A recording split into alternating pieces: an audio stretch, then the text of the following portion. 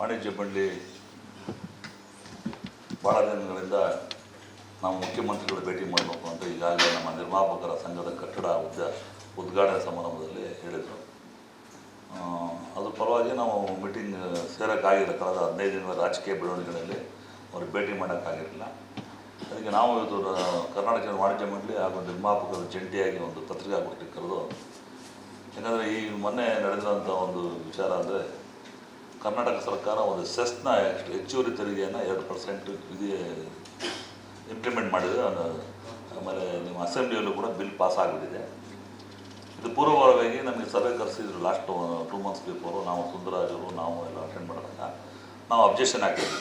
ನಮಗೆ ಇದರಿಂದ ನಮಗೆ ಅನಾನುಕೂಲ ಜಾಸ್ತಿ ಆಗುತ್ತೆ, ನಿರ್ಮಾಪಕರಿಗೆ ತೊಂದರೆ ಆಗುತ್ತೆ. ಈಗಾಗಲೇ ನಿರ್ಮಾಪಕರುಗಳಿಗೆ ಎಲ್ಲ ಥರದ್ದು ಹೊರೆಗಳನ್ನು ಬರೆಗಳನ್ನು ಎಲ್ಲ ಬಿಡ್ದಾರದಿಂದ ಕಾರ್ಮಿಕರ ಕಲ್ಯಾಣ ನಿಧಿಗೋಸ್ಕರ ಮಾಡ್ತೀನಿ ಅನ್ನೋ ವಿಚಾರದಲ್ಲಿ ಈಗ ಮೊನ್ನೆ ನಮ್ಮ ಏನು ಕಾರ್ಮಿಕ ಇಲಾಖೆಯಿಂದ ಸಂತೋಷ್ ಲಾಡ್ ಅವರು ಒಂದು ಅಧಿಸೂಚನೆ ಹೊರಡಿಸುವಂಥ ಸೂಚನೆ ಇದ್ದಾಗ ನಾವು ಭೇಟಿ ಮಾಡಿದಾಗ ನಾವು ಇದನ್ನು ಎಲ್ಲ ನಿರ್ಮಾಪಕರು ಭಾಳ ಅಬ್ಜೆಕ್ಷನ್ ಬಂದ ನನಗೆ. ಈಗಾಗಲೇ ಸಿಕ್ಕಾಪಟ್ಟೆ ಹೊರೆ ಆಗ್ತಾಯಿದೆ.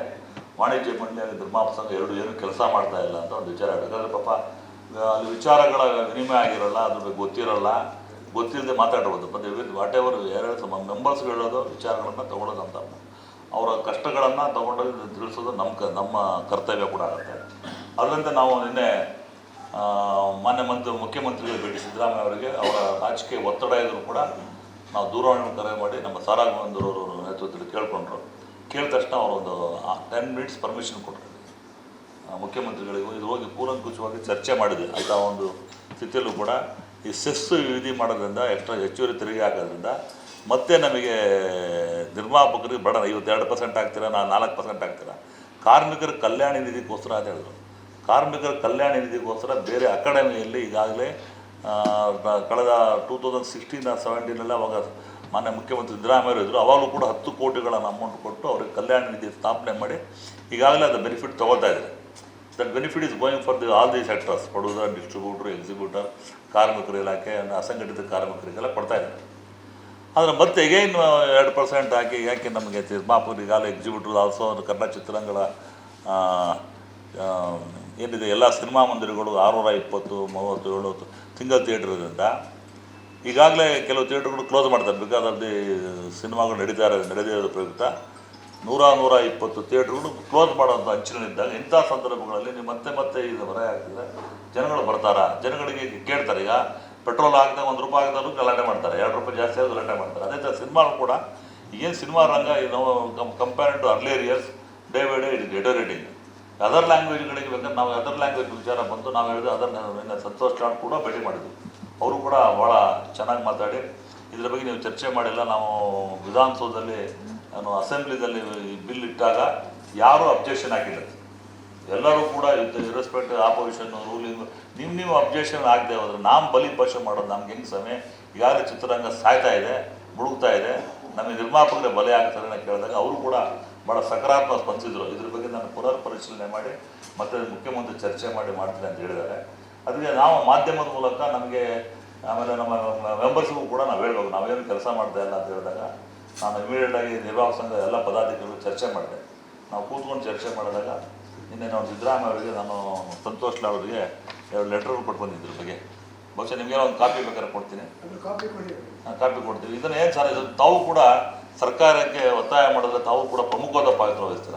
ಮಾಧ್ಯಮ ಬೇಕೇ ಬೇಕು ನಮಗೆ. ಯಾಕಂದರೆ ಸರ್ಕಾರದ ಕಿವಿ ಮುಟ್ಸೋಕ್ಕೆ ತಾವು ಕೂಡ ತಮ್ಮ ಸಹಕಾರ ಭಾಳ ಅತ್ಯಗತ್ಯವಾಗಿದೆ. ಯಾಕಂದರೆ ಸಿನಿಮಾ ರಂಗ ಹೆಂಗಿದೆ, ಯಾವ ಥರ ಆಗ್ತಾಯಿದೆ, ಏನಾಗ್ತಾಯಿದೆ, ಹೆಂಗಾಗ್ತಾಯಿದೆ ಅನ್ನೋದು ಇತ್ತೀಚಿನ ಬೆಳವಣಿಗೆ ತಮಗೆಲ್ಲ ಗೊತ್ತಿರೋದ್ರಿಂದ ತಾವು ಕೂಡ ಇದರಲ್ಲಿ ಭಾಗಿಗಳಾಗಿ ನಮಗೆ ಸಹಾಯ ಮಾಡೋದ್ರಲ್ಲಿ ತಮ್ಮ ಕೂಡ ಹಸ್ತ ಬೇಕು ಅನ್ನೋ ಒಂದೇ ಉದ್ದೇಶದಿಂದ ಇವತ್ತು ಪ್ರೆಸ್ ಮೀಟ್ ಇರೋದು. ನಾವು ಮಾಡ್ತಾರೆ ಕೆಲಸ. ಈಗ ಮತ್ತು ನಮ್ಮಲ್ಲಿ ಸಾಕಷ್ಟು ಚಿತ್ರಮಂದಿರಗಳ ಸಮಸ್ಯೆಗಳಿದೆ, UFO ಇದೆ. ಈ ಮನೆಗಳೇ ನಾವು ಈ ಎಲ್ಲ ಸಮಸ್ಯೆಗಳು ರಾಷ್ಟ್ರೀಯ ಮಟ್ಟದಲ್ಲಿ ಚರ್ಚೆ ಮಾಡೋಕ್ಕೆ ದೊಡ್ಡ ಕಾರ್ಯಾಗಾರ ಮೊನ್ನೆ ಒಂದು ಮೀಟಿಂಗಲ್ಲಿ South Indian film chamber of commerce, film federation of India and ನಮ್ಮ ಫಿಲ್ಮ್ ಚೇಂಬರ್ ಆಫ್ ಕಾಮರ್ಸು ಎಲ್ಲ ಜಂಟಿಯಾಗಿ ಒಂದು ಒಳ್ಳೆಯ ಸಭೆ ಮಾಡಿದ್ವಿ. ಅದರ ಒಳ್ಳೆ ಪ್ರಾಡಕ್ಟಿವ್ ಆಗಿ ಬಂತು ನನಗೆ.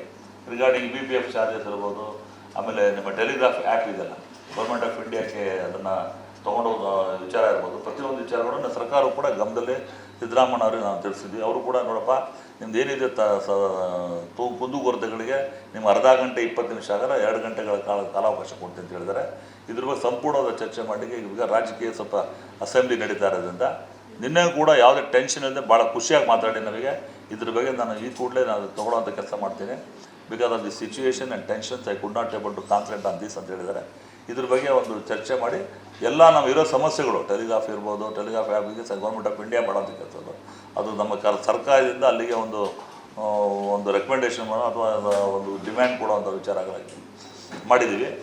ಅದರಿಂದ ಇಷ್ಟು ವಿಚಾರಕ್ಕೆ ಮಾತ್ರ ಸೆಸ್ಸನ್ನು ಯಾವುದೇ ಕಾರಣಕ್ಕೂ ನಿರ್ಮಾಪಕ ಹೊರೆ ಮಾಡೋದ್ರಿಂದ ಮಾಡಲಿ ಅಂತ ಸರ್ಕಾರಕ್ಕೆ ಒತ್ತಾಯ ಮಾಡ್ತೀವಿ. ಮಾನ್ಯ ಮುಖ್ಯಮಂತ್ರಿಗಳು ಕೂಡ ಹೇಳ್ತೀವಿ, ಈಗಾಗಲೇ ನಮಗೆ ಕೊಟ್ಟರೋ ಸಾಕು, ಹೊರೆ ಜಾಸ್ತಿ ಆಗಿದೆ. ಕನ್ನಡ ಚಿತ್ರಗಳು ಉಳಿಬೇಕು, ಬೆಳಿಬೇಕು, ಕನ್ನಡದಿಂದೆಲ್ಲ ಭಾಷೆ ಉಳಿಬೇಕು ಅಂದರೆ ನಮ್ಮ ಬಹುಮುಖ್ಯವಾದ ಪಾತ್ರ ಮಾಧ್ಯಮದ ಮೂಲಕ ಹಂಗೆ ಸಿನಿಮಾರಂಗದ ಮೂಲಕ ನಡೀತಾರಿಂದ ನಮ್ಮ ಸಿನಿಮಾಗಳಿಗೆ ದಯವಿಟ್ಟು ಕನ್ನಡ ಸಿನಿಮಾಗಳಿಗೆ ನೀವು ಸೆಸ್ ಹಾಕ್ಬಿಡಿ ಅಂತ ನಾವು ಈ ಮೂಲಕ ಕಡೆಯಿಂದ ನಾವು ಸರ್ಕಾರಕ್ಕೆ ಮಾನ್ಯ ಮುಖ್ಯಮಂತ್ರಿಗಳು ಹಾಗೂ ಸಂತೋಷ್ ಲಾಡರು HK ಪಾಟೀಲ್ ಕಾನೂನು ಮತ್ತು ಸಂಸದೀಯ ಸಚಿವರಾದ HK ಪಾಟೀಲರು ಕೂಡ ಇದರ ಗಮನ ಹರಿಸುವಂಥ ಕೆಲಸ ಮಾಡಿದ್ವಿ. ಅವರು ಕೂಡ ಈ ಮೂಲಕ ರಿಕ್ವೆಸ್ಟ್ ಮಾಡ್ಕೊಂಡಿದ್ದೀವಿ, ಸರ್ ದಯವಿಟ್ಟು ನಮಗೆ ನಮ್ಮ ಚಿತ್ರರಂಗದ ಮೇಲೆ, ನಮ್ಮ ಕನ್ನಡ ನಿರ್ಮಾಪಕರ ಮೇಲೆ, ಕನ್ನಡ ಚಿತ್ರಗಳಿಗೆ ದಯವಿಟ್ಟು ಯಾವುದೇ ಥರದ ಎಕ್ಸ್ಟ್ರಾ ಹೊರೆ ಆಗಿದೆ. ಅದು ಈ ಅಮೌಂಟು ನಮ್ಗೆ ಬರ್ತಾಯಿಲ್ಲ, ಕಾರ್ಮಿಕರಿಗೆ ಬರಲಿ ಸಂತೋಷ. ಕಾರ್ಮಿಕರು there all backbone of the ಎಲ್ಲಾದರೂ ನಂಬಬೇಕು. ನಾವು ಅವ್ರ ಬಗ್ಗೆ ಯಾವ ಕಾರ್ಮಿಕರು ಹೊಟ್ಟೆ ಹೊಡೆಯಾಕಿದ್ದಾರೆ ಬೇರೆ ರೂಪದಲ್ಲಿ ಮಾಡಿಕೊಡಿ. ನಾನು ನಿರ್ಮಾಪಕರು ಹೊರೆ ಹಾಕಿಬಿಟ್ಟು ಅದನ್ನು ಕಲ್ಯಾಣ ಮಾಡ್ತೀವಿ ಅನ್ನೋದು ಎಷ್ಟು ಸಮಂಜಸ ಅನ್ನೋ ಯೋಚನೆ ಮಾಡಿ ಸರ್. ಇದನ್ನು ಮತ್ತೆ ಪುನರ್ ಪರಿಶೀಲನೆ ಮಾಡಿ ಇದನ್ನು ಆದಷ್ಟು ಬೇಗ ಕ್ಯಾನ್ಸಲ್ ಮಾಡುವಂಥ ಕೆಲಸ ಮಾಡಿ ಅಂತ ನಾವು ಸರ್ಕಾರಕ್ಕೆ ಒತ್ತಾಯ ಮಾಡೋಕ್ಕೋಸ್ಕರ ಇವತ್ತು ನಾವು ಪತ್ರಿಕಾ ಗೋಷ್ಠಿ ಕರೆದು ಮಾತಾಡಬೇಕಂತ ಬಂದಿದ್ವಿ. ಅದಕ್ಕೆ ತಾವು ಕೂಡ ತಮ್ಮ ಸಹಕಾರ ಕೊಡ್ತಾರೆ ನಮಗೆ ಅಂತ ಹೇಳ್ತೀನಿ ಸರ್.